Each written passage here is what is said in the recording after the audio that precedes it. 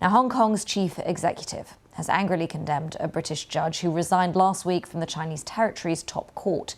John Lee said the judge, Jonathan Sumption, didn't like the political situation in Hong Kong. Mr. Lee went on to accuse the British government, politicians and the media of blatantly attacking the rule of law in Hong Kong.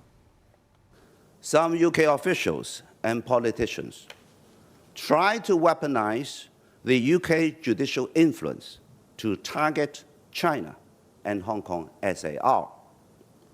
We should not allow it to happen. We shall protect judges all round from these undue interferences.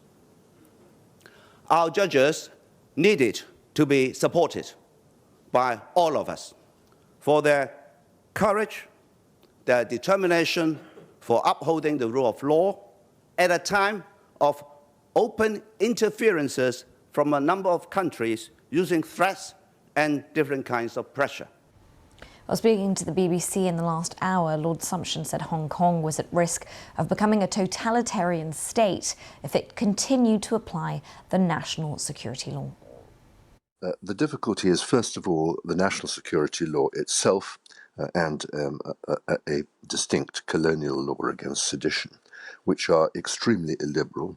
They could have been applied much more moderately than they have been.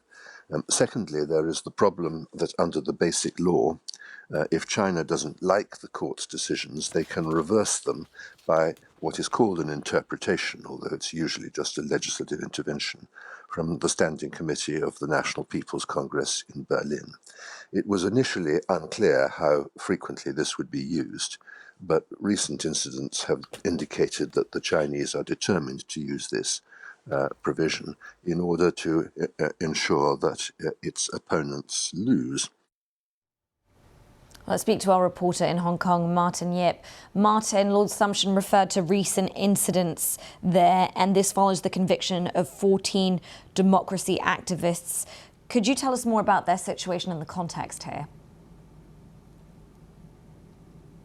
Yeah, so that's the very case, the largest so far that is tried under the Beijing-imposed Hong Kong national security law in 2020. Right after the introduction of that law on the 30th of June 2020, we had this unofficial primary election among the pro-democracy camp, and then Beijing and Hong Kong government had defined this thing as this whole attempt as an act that goes against that very piece of law, and we then saw a massive arrest back in 2021, and finally, so many months on, 3 years on, we had this verdict just last month that 14 defendants who pleaded not guilty to the charge of subversion were found guilty, and they would be sentenced later in the year. And that is seen as the biggest challenge so far under this national security law. And Martin, I think it's also worth explaining to our audiences how the Hong Kong courts work and how a former UK Supreme Court justice is even involved here. Yes, indeed. So to begin with, before the 1997 handover, if a case in Hong Kong would go for an appeal, you can go as far as the Judicial Committee of the Privy Council in London. So on the 1st of July 1997, when Hong Kong was handed over to China from Britain, the Court of Final Appeal was set up to replace this function that becomes the highest court in Hong Kong because of the one country, two system arrangement. Cases in Hong Kong would not go straight to Beijing.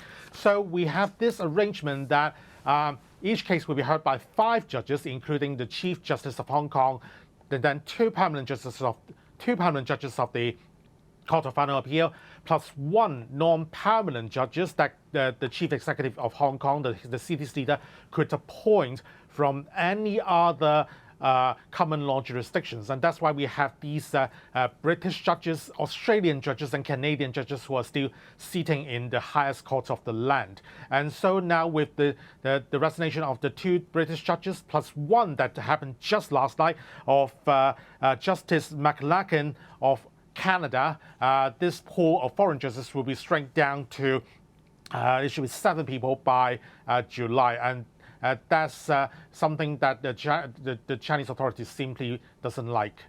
All right, Martin, thank you for that explanation. Of course, there'll be more from Martin as this story progresses.